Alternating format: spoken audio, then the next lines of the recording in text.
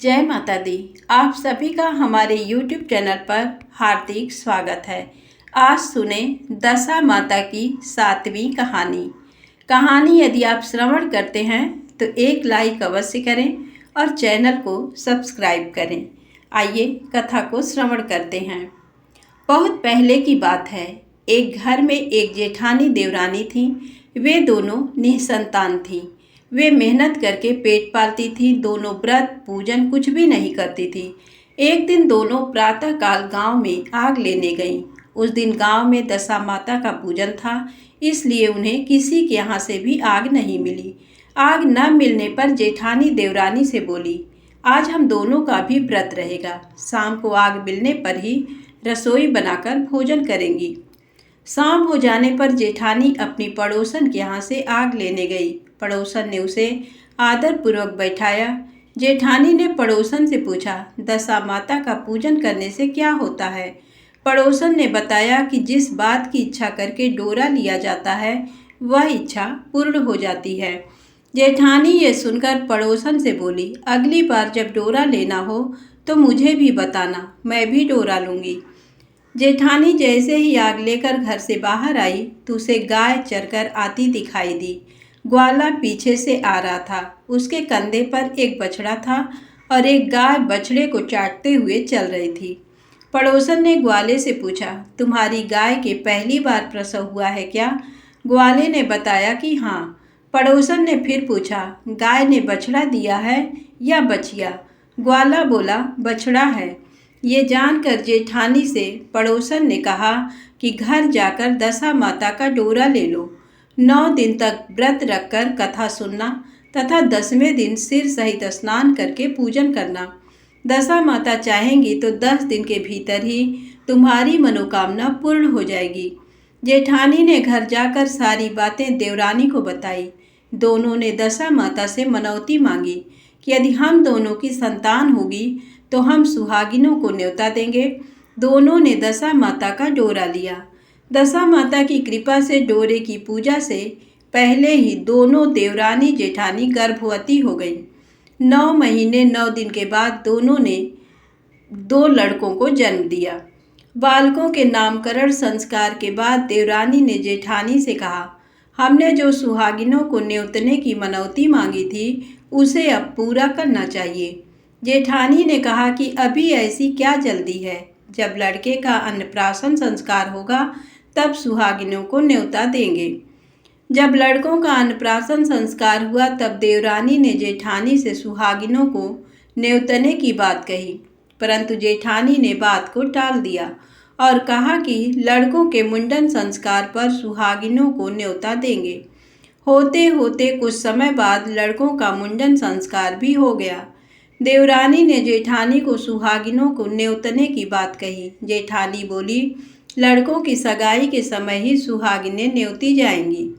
लड़के बड़े हो गए, उनकी सगाई भी हो गई, परंतु जेठानी ने अब की बार भी सुहागिनें नहीं न्योते। जेठानी बोली, जिस दिन लड़कों के फेरे होंगे उसी दिन सुहागिनों को न्योता देंगे। इस पर देवरानी बोली, बहन तुम्हारी जब इच्छा हो तब सुहागिनों को न्योता देना, परंतु मैं तो लग्न के दिन ही सुहागिनों को न्योता दूंगी। देवरानी ने लग्न के दिन ही सुहागिनों को न्योता दिया, परंतु जेठानी ने कुछ भी परवाह नहीं किया। लग्न के बाद मातृका पूजन करके दोनों दूल्हे बारात सजाकर बैंड बाजे सहित ब्याहने चल दिए। देवरानी के बेटे का विवाह बड़े धूमधाम से सकुशल पूर्ण हो गया, परंतु जेठानी ने सुहागिनों को न्योता नहीं दिया था, इसलिए दशा माता ठीक फेरों के समय उसे उठाकर ले गईं। दूल्हे के सहसा गायब हो जाने के कारण वर कन्या दोनों में हाहाकार मच गया। उसकी बारात खाली हाथ घर लौट कर आई, परंतु लड़की की माता बड़े संकट में पड़ गई। इस आधा ब्याही लड़की से कौन विवाह करेगा? पड़ोस की चतुर सुहागिनों ने लड़की की माता को समझाया कि ब्याह का जो सामान बचा है उस सामान को लड़की के हवाले कर दिया जाए। लड़की भिखारियों को सदा व्रत देने लगी। एक दिन एक साधु तीर्थ यात्रा करता हुआ वहां आया। गांव से घने जंगल में एक पीपल का पेड़ था। लोग इस पेड़ को पारस पीपल कहते थे। उसी पेड़ पर दशा माता का निवास था। साधु चलता चलता शाम को उसी पेड़ के नीचे ठहर गया। झाड़ूदार ने आकर उसी पेड़ के पास के मैदान में झाड़ू लगाई। माली ने वहां पर फूल बिखेर दिए। तब अनेक देवता अनेक प्रकार की पोशाक पहनकर आने लगे तथा स्थान पर बैठने लगे। सबसे बाद में स्वर्ग के राजा इंद्र का सिंहासन उतरा। उसी के साथ स्वर्ग की अप्सराएं आकर सिंहासन के चारों ओर नाचने लगीं। उसी समय अधब्याहे लड़के को गोद में लेकर दशा माता पीपल के पेड़ से नीचे उतरी। इंद्र के साथ स्वर्ग से एक सुरा गाय भी आई। उसने 2 गिलास दूध दिया था। लड़के ने अधब्याहे के भाग का 1 गिलास अलग रख दिया गया। दूसरे गिलास का दूध वह पी लिया।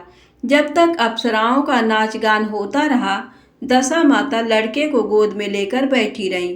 प्रातःकाल होते ही देवताओं का दरबार भंग हुआ। साधु भी वहां से चलकर गांव में आया। साधु महाराज गांव में भिक्षा मांगते मांगते अधब्याही लड़की के घर पर पहुंचे। लड़की ने आदरपूर्वक साधु को बैठाया और भोजन तैयार किया। लड़की ने 3 पत्तल परोस कर रखे। पहली पत्तल अधब्याहे अपने पति के लिए रखी, दूसरी पत्तल बाबा जी के सामने रखी और एक पत्तल अपने सामने रखी। बाबा ने अपने आप कहा, वाह, जो बात मैंने रात वहाँ देखी वही बात यहाँ भी देखने को मिल रहा है। लड़की ने पूछा, क्या बात है बाबा जी? साधु बाबा ने बात टालते हुए कहा, हम बैरागी लोग ऐसी अनेक बातें कहते रहते हैं। तुम्हें ऐसी बातों से क्या मतलब? तुम तो भोजन करो और भगवान का भजन करो। लड़की ने हट पकड़ ली। उसने कहा, जब तक आप अपनी कही बात का खुलासा नहीं करेंगे मैं भोजन नहीं करूंगी। इस पर भी साधु बाबा चुप रहे। तब लड़की बोली कि आप साधु हैं और मैं सती हूँ। आप या तो अपने कथन को स्पष्ट कीजिए कि आपने रात में क्या देखा, नहीं तो मैं आपको श्राप दे दूंगी। तब साधु बाबा ने रात का सारा किस्सा कह सुनाया। ये सुनकर लड़की ने बाबा के साथ पीपल के पेड़ के पास जाने का निश्चय कर लिया। साधु बाबा आगे आगे चले और लड़की उनके पीछे पीछे चलती रही। साधु बाबा लड़की को पारस पीपल के पास छोड़कर चले गए। संध्या होने पर नित्य की तरह जमादार ने झाड़ू लगाई, माली ने फूल बिछाए, देवताओं के राजा इंद्र आए, अप्सराओं का नाच गान प्रारंभ हो गया। उसी समय दशा माता पीपल के पेड़ पर से उतरकर दरबार में बैठ गई। लड़के ने सूरा गाय का दूध लिया और 1 गिलास अधब्याही लड़की के लिए रख दिया। जैसे ही लड़के ने दूध का गिलास मुंह पर लगाया, त्यों ही लड़की दूसरा गिलास हाथ में लेकर बर के सामने आ गई। वह बोली, अपना भाग लेने के लिए मैं उपस्थित हूँ। मेरे लिए क्या आज्ञा है? मैं सेवा करने के लिए तैयार हूँ। तब लड़का बोला, मैं इस तरह से तुमसे नहीं मिल सकता। मैं दशा माता की सेवा में रहता हूँ। मुझे अभी दरबार में जाकर दशा माता की गोद में बैठना होगा। यदि तुम्हें मुझसे प्यार है तो दशा माता को प्रसन्न करके उनसे मुझे अपने लिए मांग सकती हो, तब मैं तुम्हारा हो सकता हूँ। लड़का दूध पीकर दशा माता की गोद में जाकर बैठा।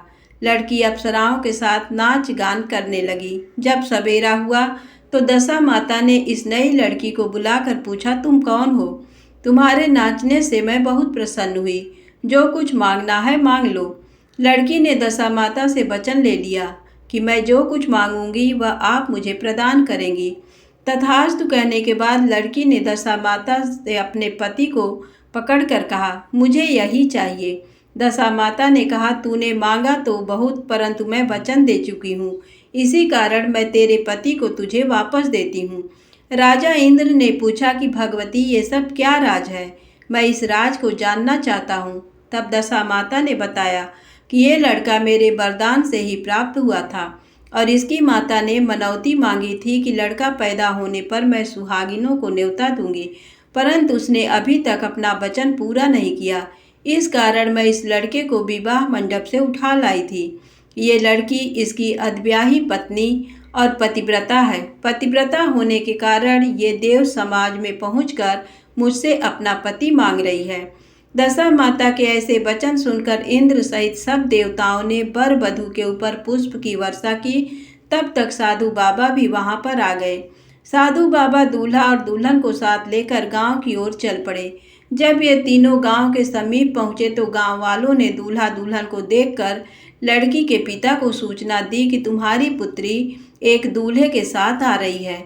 जिस दिन से लड़की चली गई थी तो उसके पिता ने लोकापवाद के डर से बाहर निकलना बंद कर दिया था।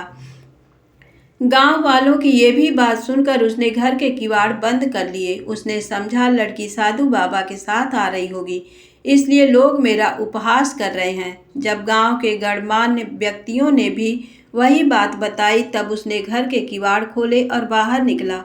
जब उसने सचमुच अपने द्वार पर लड़की और दामाद को खड़े देखा तो उसकी प्रसन्नता का ठिकाना नहीं रहा। लड़की के पिता ने इस खुशी के मौके पर बहुत दान पुण्य किए और फिर से विवाह की तैयारी की। लड़की ने अपनी माता से कहा कि इस तरह से विवाह नहीं होगा। पहले दूल्हे की माता सुहागिनों को न्योता देकर बारात लेकर आए, तब विवाह के नेक पूरे किए जाएं। लड़की के पिता ने लड़के के घर पर खबर भेजी। लड़के की मां ने पहले सुहागिनों को न्योता दिया, तब बारात चली। बड़ी धूमधाम से विवाह हुआ। वर वधू दोनों अपने घर पर आ गए। वधू की खुशी में लड़के की माता ने दोबारा सुहागिनों को न्योता दिया। उसी समय से विवाह के दिन वर के घर पर सुहागिनों का न्योतने की प्रथा चली आ रही है। दशा माता ने जिस तरह सती की दशा बदली, वैसी वह सभी का कल्याण करे। बोलिए दशा माता की जय हो।